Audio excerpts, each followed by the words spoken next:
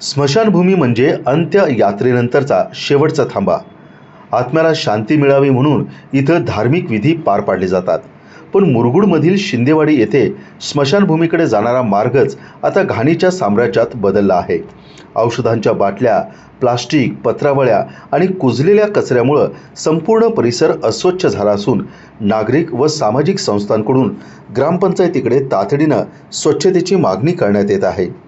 पुलाजवळील ओढ्यात साचलेला घनकचरा, प्लास्टिकच्या पिशव्या, पत्रावळे, खाद्यपदार्थांचे कप आणि कुजलेले अवशेष याच्यामुळं या परिसरात सर्वत्र दुर्गंधी पसरली आहे.